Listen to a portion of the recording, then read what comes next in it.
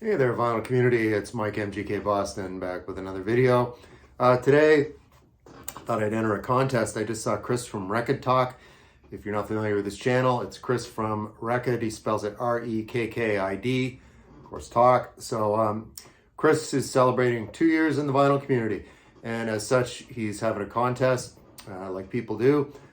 Chris, you and I probably share a similar anniversary. I think I made my first video probably March in 2021 as well. Time flies. I'm gonna have to look that up. Anyway, time gets away from us, but he wants to keep this down to around 5 minutes, so I got to quit yammering on and get to it. So he's got 5 questions here, and again, if you want to enter the contest, subscribe to his channel. Like the story goes, and drop a comment and let him know you've done that. Number 1 on this list of questions. These are really interesting questions, by the way, Chris. Show an African record.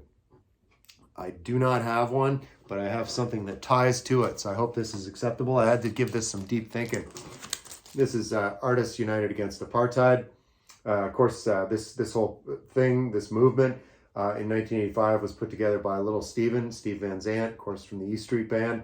He put this thing together with of course, many others, and it was a big benefit.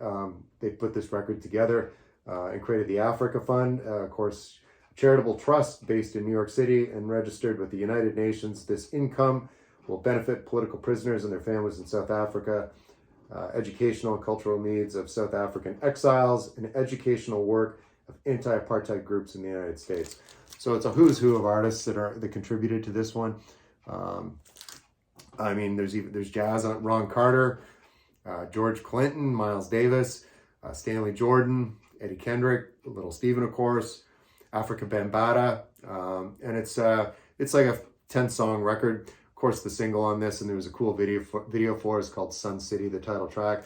I'm not going to play Sun City. Sun City was a resort and where they had concerts, and it was like people, you were not looked upon favorably as a musician if you played there because they were pro-apartheid, rather. So again, this is a sort of a loose tie to an African record, Chris. I hope it works. It's Artists United Against Apartheid. Number 2, show a 7-inch record, preferably with a picture sleeve. I don't have a lot of 7-inch records, but here's one right here. This is U2, When the Streets Have No Name. Interesting here, I looked at this morning. It's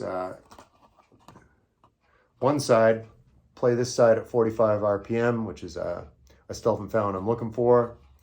And then on the other side, play at 33 RPM, which is Spanish Eyes was a song I don't believe that was available on the record. But yeah, this is a 7-inch on the original 33 rather. So there you have it. This is of course from the Joshua Tree. So there you go. There's Larry Mullen on the cover. Number 3, show a record with a Beatles cover song on it. My man from Brazil, Sergio Mendes, of course, Fool on the Hill. That's a Beatles song. There he is with the band, Brazil 66. Songs in the Key of Life, I think, was the documentary I watched last year on Sergio Mendes. Fascinating guy, of course, from Brazil, like I said. Take a quick look on the inside. Yeah, there's all the personnel. There's Sergio right there. There's the rest of them hamming it up on the beach. The backup singers there. That's Karen Phillip and Lonnie Hall, a couple of beauties right there. So I've got a whole bunch of Sergio. I love it. I'm a lounge lizard at heart, I guess, right? So it's Sergio Mendes, Fool on the Hill. It's a record with a Beatles cover on it. That's actually the title track, so I'll do you one better. Show a smooth jazz record. I'm a huge jazz fan, as you're aware of if you're watching my videos over the past while. Like I said, 2 years in the vinyl community myself. So I don't do smooth jazz like Kenny G and that shit. I don't like it, but I got something close. I had a couple close ones to it. So Pat Metheny and Charlie Hayden doing their dual guitars on this one. This is not like dual guitars in the heavy metal sense. This is pure and mellow jazz. So this is very close, I would say, to a smooth jazz record. And it's Charlie Hayden and Pat Metheny, Beyond the Missouri Sky. There they are right there. And of course, where my finger is, there's the Verve logo. And on the inside, there's the 2 guys right there. Charlie Hayden, and of course, the unmistakable Pat Metheny in that hair. And it's Beyond the Missouri Sky, example of a smooth jazz. Last question, show either an acoustic sounds UHQR, or a mobile fidelity one-step record.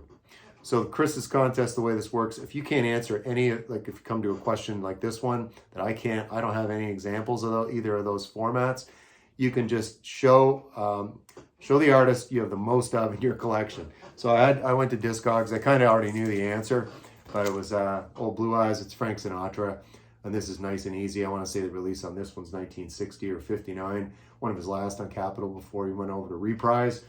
And this is, of course, Nice and Easy. So I have 21 Frank Sinatra records in my collection, so I think I'm good. Pretty much a completist on all the Capitol stuff, and I do like the Reprise stuff too. But yeah, I'm more of the Capitol, leaning in that direction. Nice and Easy, the title track on this, That Old Feeling, How Deep is the Ocean, and Try a Little Tenderness. There he is on the back, and of course there he is on the front. He's just taking it nice and easy. It's Frank. So that's going to close out this contest entry. Chris from Record Talk, again, spells it R-E-K-K-I-D if you want to go look it up. Even if if you just watch the videos and don't enter the contest, please check it out. I've been subscribed to Chris for several months now. Discovered his channel probably last fall. There's just so many channels out there, but I dig what he shows. And he actually showed the artist he had the most of in his collection was someone from none other than right here in Boston, Juliana Hatfield. So he's a big fan of her work, and I don't mind it either. So that's my contest entry, Chris. Looking forward to the draw. I guess it's in April. He's going to actually have the draw on the same date that he actually did his first video. I thought that was a neat twist. So anyway, folks, hope you're having a great weekend, and I'll see you next time.